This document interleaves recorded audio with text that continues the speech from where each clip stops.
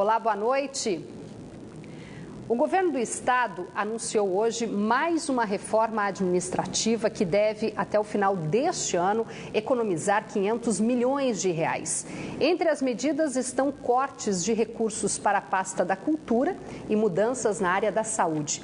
No caso da Suzam, 5 SPAs serão transformados em unidades básicas de saúde e uma maternidade será extinta. Já na cultura, todos os eventos de grande porte, como o Festival Folclórico de Parintins, este ano não receberão verbas do governo do estado.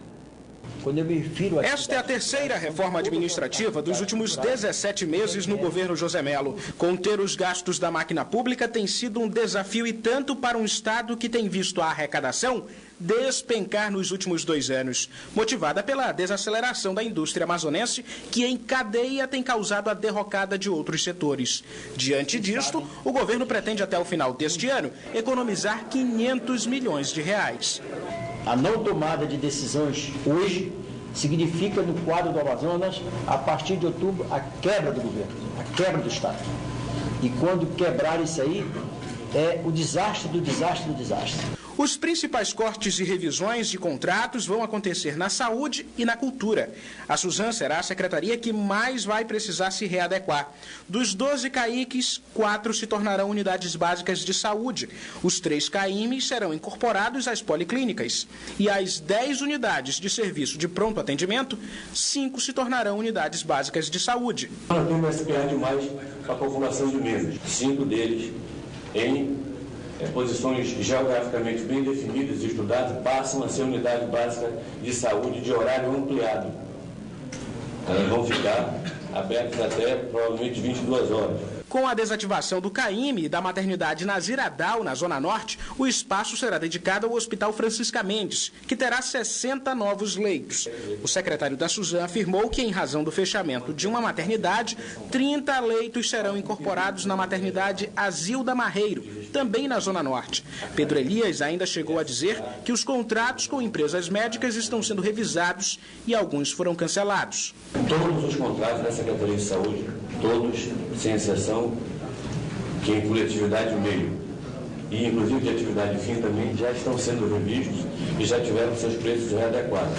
Só na Suzam, os cortes devem gerar uma economia de 300 milhões de reais ao Estado e as novas adequações serão sentidas pela população a partir de junho, da Secretaria de Saúde para a contenção de gastos na cultura. E aí se inclui mais ou menos 30 e poucos eventos no interior do Estado, 9 grandes eventos na capital, que deixam de ter a participação direta do governo do Estado em aporte financeiro e aporte estrutural. Nenhuma verba do governo será destinada à Ciranda de Manacapuru e nem mesmo para o maior festival folclórico do Amazonas. Garantido e caprichoso este ano, não terão apoio financeiro e estrutural do governo.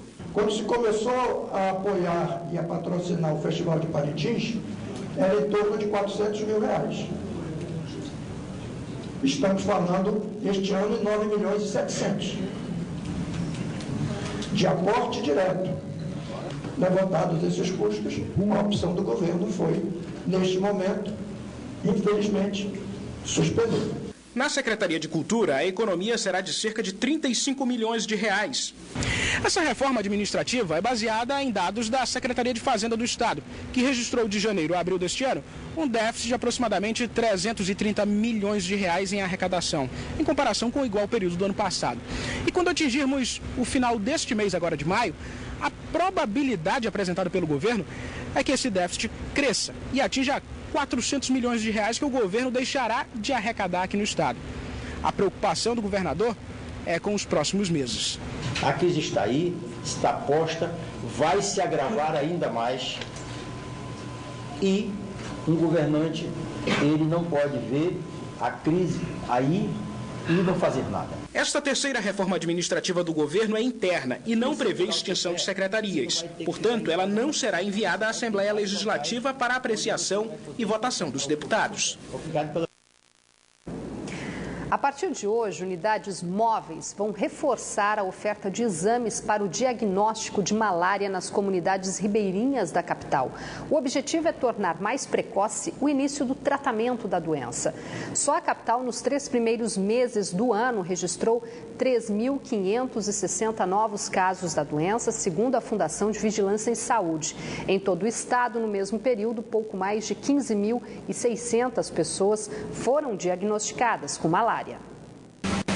A área endêmica da doença no país compreende a região amazônica, responsável por 99% dos casos em transmissões locais. De acordo com o Ministério da Saúde, em 2015, o Brasil reduziu em 29% os casos de malária na região em relação a 2014. Apesar dessa redução na análise por estado, no Amazonas, a doença ainda preocupa. Esta comunidade, que fica às margens do Rio Negro, na capital, registra uma média de 35 casos por mês. Seu Fernando faz parte da estatística. Então, nesse período é onde a gente pode procurar o posto de saúde para se tratar, né? Eu tenho me dado bem, me trato logo, graças a Deus. Essa é uma comunidade da zona rural de Manaus com grande incidência de malária. Aqui, a maioria dos moradores relata que já teve a doença. De acordo com a Secretaria Municipal de Saúde, de janeiro até agora foram notificados 189 casos da doença, representando algo em torno de 4,9% dos casos notificados de malária no município. A partir desta semana, o diagnóstico será feito em unidades móveis como esta, no atendimento aos ribeirinhos. O objetivo é ampliar o acesso da população aos exames e tornar mais precoce o início do tratamento. 90% dos casos de malária de Manaus estão na zona rural e o trabalho, portanto, tem que ser, obviamente, concentrado nessa área. E isso está sendo feito. Os laboratórios itinerantes são equipados com microscópios para fazer a investigação. A malária humana é uma doença infecciosa transmitida por mosquito e que pode ter evolução rápida e ser grave. Dona Maria resolveu sair cedo de casa para fazer o teste. Porque prevenir é bom, né? Ainda mais a minha idade, que eu moro só eu e Deus. A senhora já teve malária? Tive, só uma vez. Uma mulher foi presa em flagrante na zona norte da capital, acusada de se passar por funcionária de um órgão estadual para facilitar, com falsas promessas, o acesso mais rápido ao programa Minha Casa Minha Vida do governo federal. Segundo informações da Delegacia Especializada em Roubos, Furtos e Defraudações, Joyce Lima da Silva, de 38 anos, prometia colocar o nome das vítimas na frente das demais pessoas da lista que já haviam sido contempladas no programa. A suspeita foi detida no momento em que recebia o pagamento pelo falso trabalho de uma das vítimas. Ela foi autuada por estelionato e usurpação de função pública e será encaminhada ao Centro de Detenção Provisória Feminino. O sistema de estacionamento rotativo, conhecido como Zona Azul, que deveria ter iniciado as atividades no fim do ano passado na capital, teve mais uma vez sua data de implantação adiada. A previsão do Manaus Trans agora é que o sistema só seja implantado após o fim das obras de revitalização da Avenida Eduardo Ribeiro. Até lá, os motoristas terão que enfrentar a desorganização e a falta de vagas para estacionar nas principais vias do centro da cidade. Quem vai ao centro sabe que para conseguir uma vaga é preciso rodar muito. Tem motorista que acaba parando no meio da rua. E veja que nem mesmo a vaga reservada para a ambulância é respeitada por aqui. Essas são algumas das situações encontradas diariamente quando o assunto é estacionar. Meia hora já rodando aqui no centro para poder esperar ainda uma vaga, ainda tem que esperar a pessoa sair.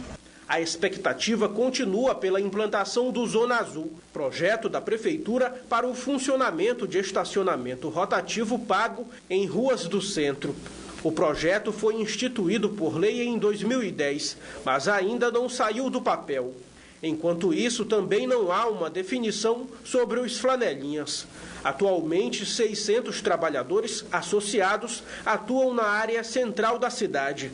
pelo menos 200 devem ser incluídos no decorrer da implantação do Zona Azul. Estamos todos documentados, né, esperando aí a Consórcio Amazonas, né, fazer o chamado desses trabalhadores. Inclusive, né, nós vamos, né, tentar uma renegociação futuramente com a Consórcio Amazonas para que aumente o número desses trabalhadores, né. De acordo com a Associação de Guardadores e Lavadores Autônomos do Amazonas, muitos motoristas são obrigados a pagar pelo estacionamento na rua por quem cobra pelo serviço, mas que não representa a categoria. Para esse motorista, a desorganização prejudica ainda mais quem precisa estacionar no centro diariamente, diante dos preços altos dos estacionamentos privados. E em relação também a estacionamentos privativos, eles se aproveitam disso e cobram preços absurdos, né, pela hora estacionada. Segundo Manaus Trans, a execução do Zona Azul, que deve oferecer inicialmente 2.000 vagas, só deve acontecer a partir da conclusão das obras de revitalização da Avenida Eduardo Ribeiro.